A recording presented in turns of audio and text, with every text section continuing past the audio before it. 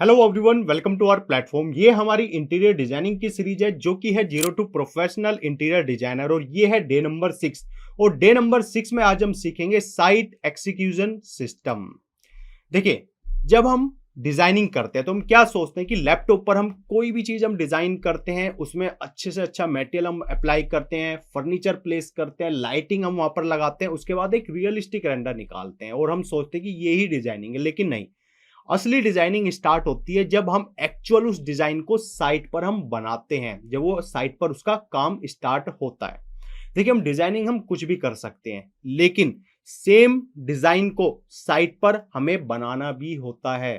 ठीक है, क्योंकि क्लाइंट ने जब भी एग्री किया है, जब भी अप्रूव किया है उस डिजाइन को कि ठीक है, मेरे अकॉर्डिंग आपने ये डिजाइन क्रिएट किया है, तो अब सेम डिजाइन मुझे अपने घर पर चाहिए। ठीक है, अब इसका प्रोसेस कैसे होता है, कैसे हम एक्चुअल में उस डिजाइन को साइट पर हम बनाते हैं, क्या क्या प्रॉब्लम हमें फेस करनी पड़ती है और कौन कौन से स्टेप होते हैं जिन्हें समझकर हमें वो रियल वर्क अब साइट पर करना होता है। क्योंकि डिजाइनिंग करना हमने हमने डिजाइनिंग सीख ली है, डिजाइनिंग किस तरीके से होगी उसके प्रोसेस को हमने समझ लिया है। ठीक है, उसके बाद एक्चुअल काम आता है कि जब साइट पर वो काम होगा, या आप किसी की डिजाइनिंग भी कर रहे हो या क्लाइंट खुद ही उस डिजाइनिंग के अकॉर्डिंग वहां पर काम करवा रहा है, लेकिन सेम मेजरमेंट के साथ वो डिजाइनिंग वहां पर बननी भी चाहिए, तो वो बहुत इंपॉर्टेंट होती है। तो चलिए स्टार्ट करते हैं।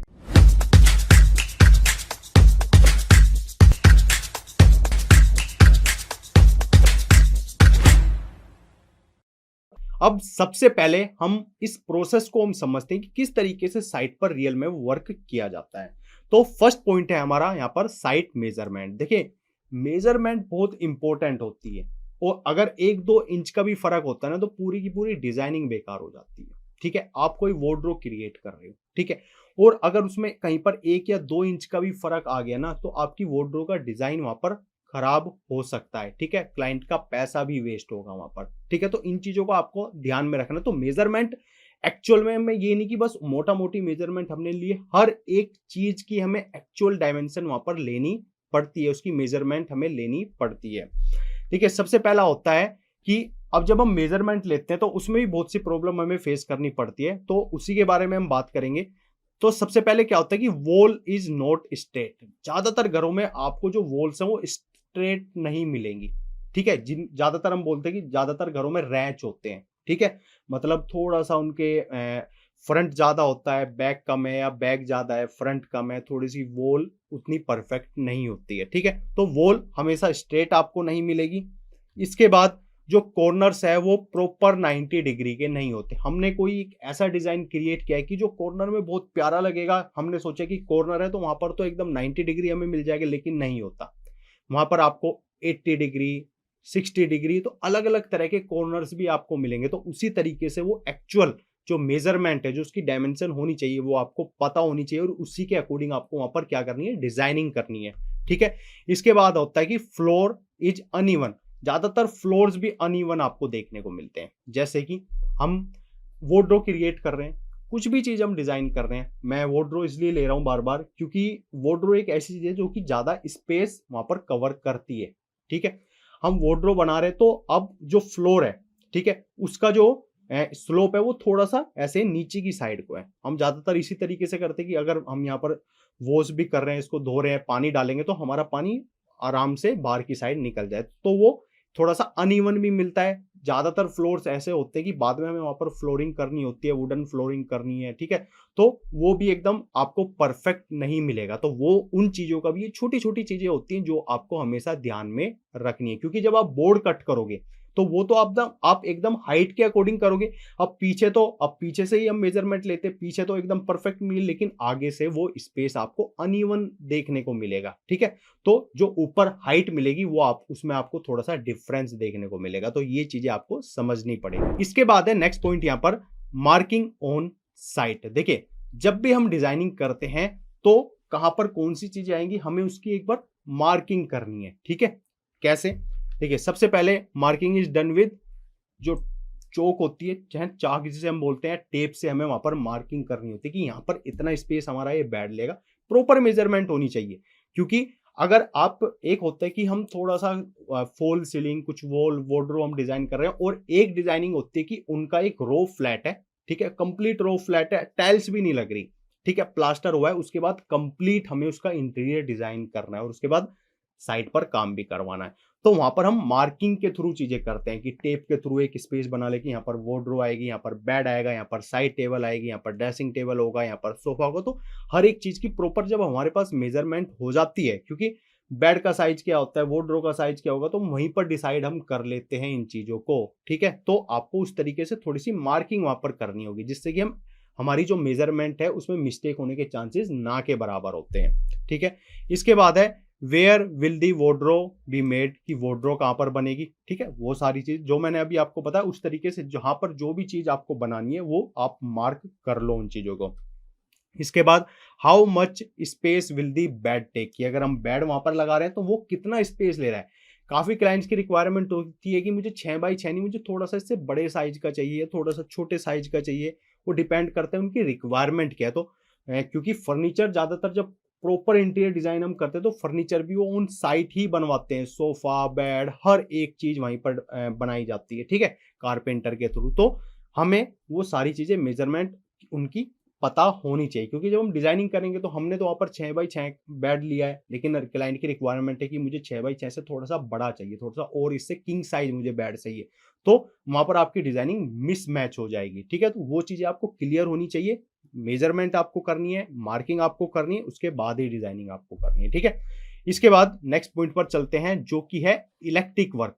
देखिए, इलेक्ट्रिक वर्क बहुत इंपॉर्टेंट होता है और इसी में बहुत सी प्रॉब्लम हमें फेस भी करनी पड़ती है साइट पर, क्योंकि हम डिजाइनिंग के अकॉर्डिंग तो वहां पर इलेक्ट्रिक स्विचेस कहाँ पर आएंगे, लाइटिंग कहाँ पर आएगी, लेकिन ऑन साइट भी काफी चीजें ऐसी होती है कि हमें बाद में वहां पर इलेक्ट्रिक स्विचेस या कुछ लाइटिंग वहां पर बनानी पड़ती है, उनके लिए स्पेस वहां पर छोड़ना पड़ता है, ठीक है। तो सबसे पहले कि स्विच बोर्ड कहां पर आएंगे, हर ये देखिए ये ऐसी चीज है, ये आप बाद में प्लेस नहीं कर सकते। आप बाद में करोगे, आपने वहां पर परफेक्ट डिजाइनिंग कर दिया, वहां पर वापस से वॉल कट करोगे, पाइप डालोगे, फिर वायरिंग होगी, स्विच बोर्ड लगेगा, तो वो जो कट होगा ना वॉल का हिस्सा वो बाद में आपको दिखेगा। आप कितनी भी अच्छी फिनिशिंग कर लो, लेकिन कुछ टाइम बाद, ठीक है, वो एक्सपेंड होगा या श्रिंक होगा, है ना, टेम्परेचर के अकॉर्डिंग।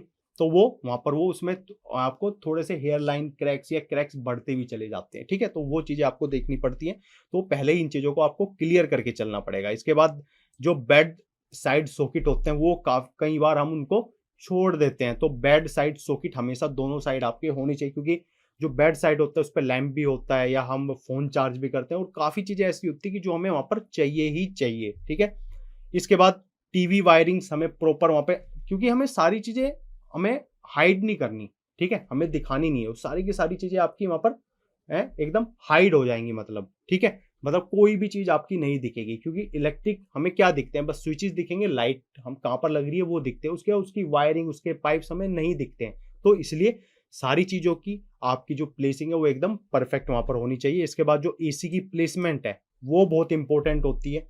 काफी लोग चाहते हैं कि यार जब मेरा एसी लगे तो बेड पर डायरेक्ट हवा आए, काफी लोग चाहते हैं कि नहीं यार इसको दूर रखो, बेड पर डायरेक्ट हवा एसी की नहीं आनी चाहिए। तो वो चीजें भी आपको समझनी पड़ेगी, कहां कहां पर पॉइंट्स हमें इसके प्रोवाइड करने हैं, ठीक है। इसके बाद जो प्लम्बिंग का है, देखिए ज्यादातर साइट पर आपको प्लम्बिंग की रिक्वायरमेंट पड़ती है और कहीं पर आपको नहीं पड़ती है, ठीक है। तो प्लम्बिंग में भी जो सिंक की पोजीशन आपकी कहां पर होगी, ठीक है। इसके बाद वाटर आउटलेट कहां कहां से आपका होगा, इसके बाद लीकेज के रिस्क कहां पर होते हैं, मेनली सिविल वर्क में आ जाता है, लेकिन इंटीरियर डिजाइनिंग में भी ये चीजें करनी पड़ती है अगर वहां पर रिक्वायरमेंट इस तरीके से आती है, ठीक है। तो ये चीजें आपको पता होनी चाहिए।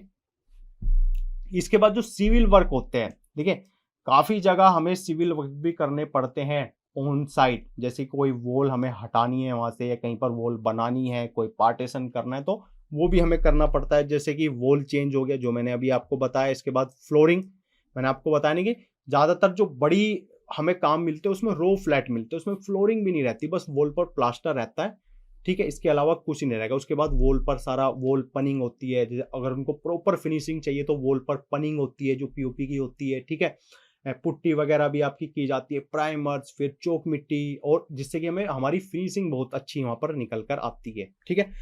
इसके बाद आती है फॉल सीलिंग, तो फॉल सीलिंग का वर्क भी हमें वहां पर करवाना पड़ता है, जो कि इंटीरियर डिजाइनिंग में मैंडेटरी है कि ये हमारा आता ही वैसे सिविल में है, लेकिन ज्यादातर लोग अब इसे इंटीरियर डिजाइनिंग के साथ ही करवाते हैं, क्योंकि उस पर भी अब वो एक अलग तरीके की वहां पर डिजाइनिंग वो चाहते हैं, तो इसे भी अब इंटीरियर डिजाइनिंग के पार्ट में ही इसे ऐड कर लिया गया। इसके बाद जो नेक्स्ट पॉइंट है हमारा वो है कारपेंट्री। देखिए कारपेंट्री में क्या होता है, वार्डरोब कहां पर बनेगी, क्या साइज होगा, क्या मटेरियल लगेगा, ठीक है, तो ये ऑन साइड भी बनता है या आप फैक्ट्री के थ्रू भी इन चीजों को क्रिएट कर सकते हैं, जो कि मेजरमेंट लेते हैं, उसके बाद फैक्ट्री में वहां पर बनाते हैं और बस यहाँ पर आकर असेंबल होकर वो फिट कर दिए जाते हैं, ठीक है। तो वार्डरोब हमारी यहाँ पर हो गई। इसके बाद जो टीवी यूनिट है, टीवी यूनिट के लिए भी हमें प्रॉपर वहां पर कारपेंटर की रिक्वायरमेंट पड़ती है, वही वहां पर हम उसको डिजाइन देंगे, उसी तरीके की वो डिजाइनिंग वहां पर करता है। इसके बाद स्टोरेज के लिए अलग से हमें मेन स्टोरेज कहाँ पर चाहिए या कुछ पार्ट्स में हमें स्टोरेज चाहिए, स्टोरेज के लिए अलग ही हमने वहां पर एरिया क्रिएट किया गया है,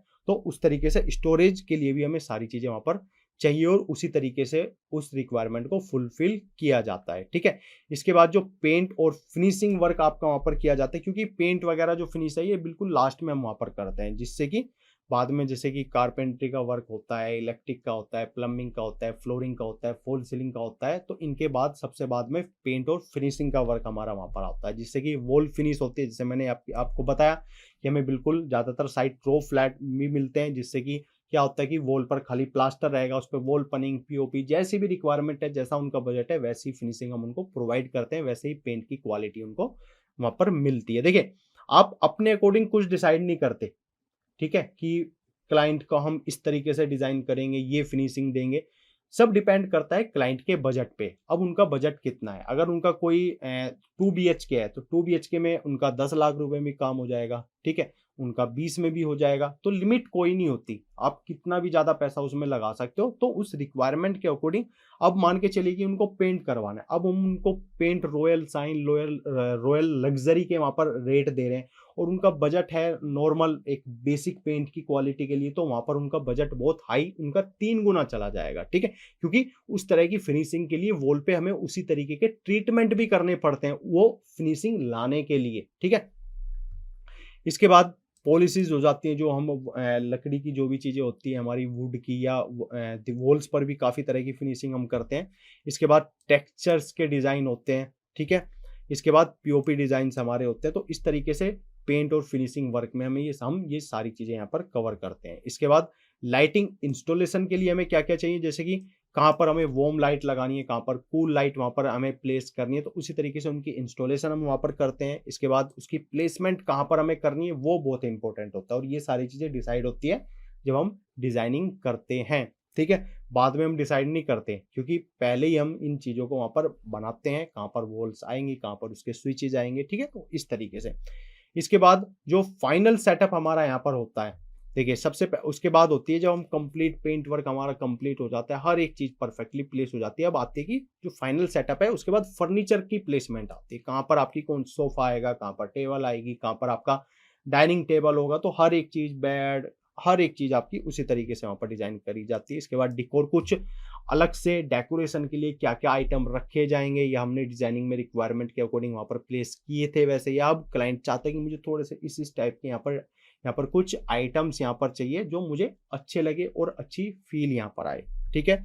इसके बाद कुछ स्टाइलिंग के लिए काफी, देखिए ये पार्ट होता है एक्स्ट्रा रिक्वायरमेंट, हमें जब क्लाइंट हम डिजाइनिंग करते हो बताते हैं कि सर मुझे अपने ड्राइंग हॉल में, जैसे कि आप यहाँ पर देखोगे, यहाँ पर एक आपका एक अलग से यहाँ पर जो प्लांट्स है वो रखे हैं, ठीक है, अलग अलग तरीके के हैं, तो उनको किस टाइप के चीजें चाहिए, क्या प्लेस आपको करनी है, तो आप उनको डिजाइनिंग में भी रख सकते हो, बाद में वो चीजें प्लेस हो जाती है, वो उनकी रिक्वायरमेंट होती है और उनका टेस्ट होता है उसके हिसाब से। तो स्टाइलिंग हमारी यहाँ पर हो गई। इसके बाद जो सीक्वेंस होता है वर्क का, ठीक है, हम थोड़ा सा उसको यहाँ पर समझ लेते हैं किस तरीके से वर्क किया जाता है। देखिए सबसे पहले हमारा जो होता है वो सिविल वर्क यहाँ पर होता है, ठीक है, कोई वॉल चेंज होनी है, आपकी फ्लोरिंग होनी है, टाइल्स नहीं लगी, तो वो भी हम करते हैं वहां पर। कुछ प्लम्बिंग वर्क्स हो गए, इलेक्ट्रिक वर्क हो गए, तो पहले से ही आपके वो सारे सिविल वर्क में आपके वहां पर हो जाते हैं ना, जैसे कि मैंने आपको बताया इलेक्ट्रिक वर्क हो गया, सिविल के बाद इलेक्ट्रिक वर्क हो गया, इसके बाद लकड़ी का काम होता है, उसके बाद पेंट का काम आपका वहां पर होता है, तो इस तरीके से सीक्वेंस होता है काम का। इसके बाद जो हमारे